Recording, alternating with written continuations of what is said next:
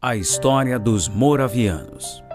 A história dos moravianos antecede a reforma de 1500 de Martinho Lutero. Os moravianos foram os primeiros protestantes a colocar em prática a ideia de que a evangelização dos perdidos é dever de toda a igreja, e não somente de uma sociedade ou de alguns indivíduos. No levante das guerras dos anos 1600, a Boêmia e Morávia, antiga República Tcheca, foram dominadas por um rei católico romano, o qual desencadeou uma terrível perseguição contra os moravianos. 15 de seus líderes foram decapitados. Os membros da igreja foram mandados para os calabouços e para as minas para trabalhos forçados. As escolas deles foram fechadas. Bíblias, inários, catecismos e escritos históricos foram totalmente queimados. Foram todos espalhados. De fato, 16 mil famílias repentinamente se tornaram refugiadas. Por quase 100 anos, procuravam fugir da perseguição. Por causa disso, formaram uma poderosa rede de cristãos clandestinos, através de pequenas células. Anos mais tarde, em 1722, um pequeno grupo desses refugiados estava à procura de algum lugar onde pudesse se sentir seguro. Quando cruzaram a divisa da Alemanha, ouviram de um lugar conhecido como Herrnhut, uma pequena faixa de terra na propriedade de Nicholas Ludwig van Zinzendorf. Zinzendorf assumiu a responsabilidade não apenas supervisionando como dono da terra onde viviam, mas sim para lhes servir de pastor. Em 1727, um derramar do Espírito de Deus uniu a comunidade. Quando o avivamento espiritual ocorreu em 1727, começaram uma vigília de virada de relógio, 24 horas por dia, 7 dias por semana, 365 dias por ano. O livro devocional conhecido como Lemas Diários, que ainda tem sido publicado pela Igreja Moraviana, era o devocional mais amplamente usado entre os cristãos europeus. O ministério moraviano era fortemente regado por oração. Tiveram uma vigília de oração que durou um tempo de 100 anos, literalmente. Os moravianos não eram altamente educados, nem teologicamente treinados. Eram comerciantes. De fato, os 2 primeiros missionários que foram enviados eram coveiros por profissão. 2 jovens moravianos, de cerca de 20 anos de idade, ouviram sobre uma ilha no leste da Índia, onde 3.000 africanos trabalhavam como escravos e cujo dono era um britânico agricultor e ateu. Esses jovens fizeram contato com o dono da ilha e perguntaram se poderiam ir para lá como missionários. A resposta do dono foi imediata. Nenhum pregador e nenhum clérigo chegaria a essa ilha para falar sobre essa coisa sem sentido. O homem disse que aceitaria, mas não pagaria nem mesmo o transporte deles. Então, os jovens usaram o valor de sua própria venda para custear sua viagem. No dia da partida para a ilha, as famílias estavam reunidas no porto para se despedirem dos jovens. Houve orações, choros e abraços. Amigos e familiares puderam dar o último adeus para seus irmãos. E algumas pessoas falaram: "Por que vocês estão fazendo isso? Vocês nunca mais irão ver seus familiares e amigos e vão ser escravos para o resto de suas vidas."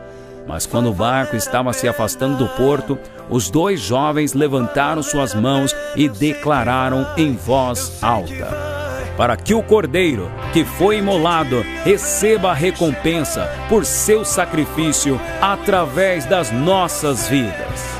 Esse tipo de amor nos leva a apoiar os interesses de Deus e a ficarmos intensamente zelosos por sua honra e glória. Fruto de um avivamento. É um amor que chora por causa das pessoas que não conhecem a Cristo. É esse tipo de amor que ardia como fornalha no coração dos moravianos e também será despertado em seu coração. João Wesley e o avivamento metodista. A família Wesley. O reverendo Samuel Wesley e sua esposa Susana Wesley tiveram 19 filhos, dentre eles os ilustres irmãos Charles e John Wesley. Susana Wesley ensinou pessoalmente cada um dos filhos a ler e escrever através da Bíblia. John Wesley nasceu em Epworth, Inglaterra, em 17 de junho de 1703. Quando Wesley tinha 5 anos de idade, em 1709, aconteceu um incêndio na casa que moravam e ele foi o último a ser salvo. Por isso a sua mãe dizia que ele era um tição tirado do fogo. Sua mãe Susana dedicou-se especialmente a João, crendo que Deus teria um ministério especial em sua vida. A influência espiritual de sua mãe marcou toda a trajetória de vida de John Wesley. Ainda jovem, John Wesley dedicou sua vida ao ministério da Palavra de Deus e estudou teologia, tornando-se um pastor da Igreja Anglicana. John Wesley reunia seus amigos para orar e estudar a Bíblia. Eles estabeleceram regras e métodos que regulavam as suas vidas, buscando santificar-se. Esse grupo era chamado de o Clube Santo. John Wesley e seus amigos foram ridicularizados por causa da busca de santidade e chamavam-lhes ironicamente de traças de Bíblia, Clube Santo e metodistas por causa de seus métodos sendo dedicados em tudo. Em 1735, John Wesley fez uma viagem missionária à Geórgia, Estados Unidos, para pregar aos índios norte-americanos. Devido ao insucesso de sua missão, John Wesley disse: "Fui à América para converter os índios, mas quem se converterá a mim? Quem ou o que me livrará desse coração descrente? Eu tenho uma bela religião de verão." Percebe-se que ele estava desanimado, desmotivado. Durante uma tempestade na viagem de retorno da Geórgia, Wesley ficou confuso ao ver que tinha medo da morte. John Wesley ficou maravilhado com a confiança dos cristãos morávios que também estavam no navio, e durante a tempestade eles cantavam enquanto ele temia. Mesmo decepcionado quando retornou para a Inglaterra, no dia 24 de maio de 1738, John Wesley teve uma experiência com o Espírito Santo, em que disse que seu coração foi aquecido em uma reunião na rua Aldersgate, em Londres. John Wesley saiu daquela reunião um novo homem, transformado pelo poder de Deus. Em seu diário, no dia 24 de maio de 1738, John Wesley escreveu: "À tarde fui com pouca vontade a uma reunião na Aldersgate Street, Londres. Quando cheguei, alguém estava lendo o prefácio de Lutero à Epístola de Paulo aos Romanos, cerca das 20 horas e 45 minutos. Enquanto ele descrevia a mudança que Deus opera no coração mediante a fé em Cristo, senti o meu coração estranhamente aquecido. Eu senti que agora confiava realmente em Cristo, somente em Cristo para a salvação, e me foi dada a segurança de que Cristo havia perdoado os meus pecados, sim, os meus, e que eu estava salvo da lei do pecado e da morte." A partir de então, John Wesley passou a ter uma vida e ministério conduzido pelo Espírito Santo de Deus. Ele disse: "Sem o Espírito de Deus, não podemos fazer nada a não ser acrescentar pecado sobre pecado." Após sua experiência com o Espírito Santo, John Wesley começou a pregar com entusiasmo e poder. A sua pregação começou a incomodar a igreja anglicana, que o proibiu de pregar em suas igrejas. Quando o expulsaram, foi pregar sobre o túmulo de seu pai, e uma multidão o ouviu do lado de fora da igreja. A solução para Wesley foi pregar na rua, ao ar livre. E quando ele não podia mais pregar nas igrejas, ele disse: "O mundo é a minha paróquia." As multidões vinham ao seu encontro para ouvir a sua mensagem. Ele dizia: eu me encho de fogo e as pessoas vêm para se queimar. Mas ele foi perseguido muitas vezes. Em várias ocasiões, as multidões enfurecidas atacaram John Wesley, mas Deus o livrou em cada uma dessas perseguições. O grande sucesso do movimento metodista foi que John Wesley, junto com seus pregadores, arrebanhava grandes multidões através da pregação ao ar livre, mas organizava as pessoas em grupos pequenos através do discipulado pessoal.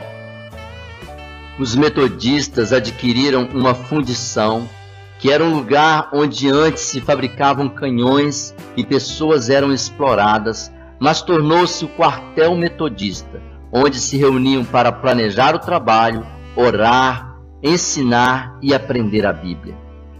John Wesley era chamado de o Cavaleiro do Senhor. Percorreu o Reino Unido, Inglaterra, País de Gales e Escócia a cavalo e quase sempre lendo. Dizia aos seus pregadores: vocês têm uma tarefa e apenas uma: salvar almas. Calcula-se que em 50 anos de ministério, Wesley tenha percorrido 400.000 quilômetros e pregado 40.000 sermões, com uma média de 800 pregações por ano. John Wesley morreu aos 87 anos, na manhã do dia 2 de março de 1791, em sua casa em Londres. E ele dizia: o melhor de tudo é que Deus está conosco. O avivamento da Rua Azusa, na cidade de Los Angeles, Estados Unidos, tem marcado profundamente o cristianismo dos últimos 100 anos. Hoje, dos 660 milhões de cristãos protestantes e evangélicos no mundo, 600 milhões pertencem a igrejas que foram diretamente influenciadas pelo avivamento ocorrido na Rua Azusa. O início do avivamento começou com o ministério do Charles Fox Parham, em 1898. Ele abriu um ministério, incluindo uma escola bíblica, na cidade de Topeka, Kansas, Estados Unidos. Um dos alunos dessa escola foi William Seymour. Nascido em 1870, filho de ex-escravos, Seymour estava pastoreando uma pequena igreja, Holiness, na cidade. E já estava orando 5 horas por dia para poder receber a plenitude do Espírito Santo na sua vida. Seymour ficou em oração, aumentando seu tempo diário de oração para 7 horas por dia, pedindo que Deus o desse aquilo que Parham pregou, o verdadeiro Espírito Santo e fogo, com línguas e o amor e o poder de Deus, como os apóstolos tiveram. Uma reunião de oração começou na casa da família Asbury, na rua Bonnie Brae, número 214. O grupo levantou uma oferta para poder trazer Lucy Farrell, amiga de Seymour, que tinha recebido o batismo no Espírito Santo na cidade de Houston. Quando ela chegou, Farrell orou para Edward Lee, que caiu no chão e começou a falar em línguas estranhas. Naquela mesma noite, 9 de abril de 1906, o poder do Espírito Santo caiu na reunião de oração na rua Bonnie Brae, e a maioria das pessoas presentes começaram a falar em línguas.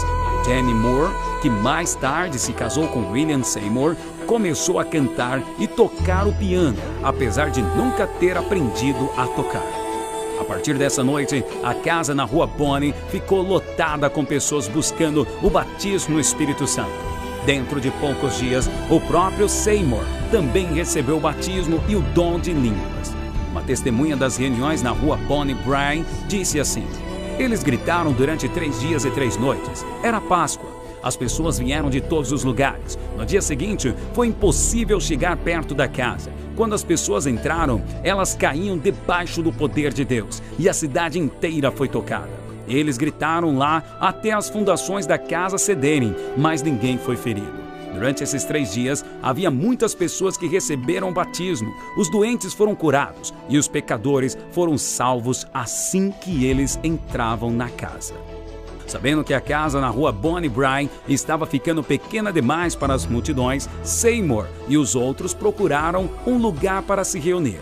Eles acharam um prédio na Rua Azusa, número 312. que tinha sido uma igreja metodista episcopal, mas depois de ser danificado no incêndio, foi utilizado como estábulo e depósito. Depois de tirar os escombros e construir um púlpito de 2 caixas de madeira e bancos de tábuas, o primeiro culto foi realizado na Rua Azusa no dia 14 de abril de 1906. Muitos cristãos na cidade de Los Angeles e cidades vizinhas já estavam esperando por um avivamento. Frank Bertlemann e outros estiveram pregando e intercedendo por um avivamento como aquilo que Deus estava derramando sobre o país de Gales. Como no avivamento de Gales, as reuniões não foram dirigidas de acordo com uma programação, mas foram compostos de orações, testemunhos e cânticos espontâneos. No Jornal da Missão, também chamado de Apostolic Faith, temos a seguinte descrição dos cultos. As reuniões foram transferidas para a Rua Azusa e desde então as multidões estão vindo. As reuniões começam por volta das 10 horas da manhã e mal conseguem terminar antes das 20 ou 22 horas. E às vezes vão até as 2 ou 3 horas da madrugada, porque muitos estão buscando e outros estão caídos no poder de Deus. As pessoas estão buscando no altar 3 vezes por dia, e fileiras e mais fileiras de cadeiras precisam ser esvaziadas e ocupadas com os que estão buscando. Não podemos dizer quantas pessoas têm sido salvas e santificadas e batizadas com o Espírito Santo e curadas de todos os tipos de enfermidades. Muitos estão falando em novas línguas e alguns estão indo para campos missionários com o dom de línguas. Estamos buscando mais do poder de Deus. O avivamento da Rua Azusa durou apenas 3 anos, mas foi instrumental na criação do avivamento pentecostal, que é o maior segmento da igreja evangélica hoje. William Durham recebeu seu batismo no Espírito Santo em Azusa, formando missionários na sua igreja em Chicago, como A.M. Bell, fundador da Assembleia de Deus nos Estados Unidos, e Daniel Burke, fundador da Assembleia de Deus no Brasil.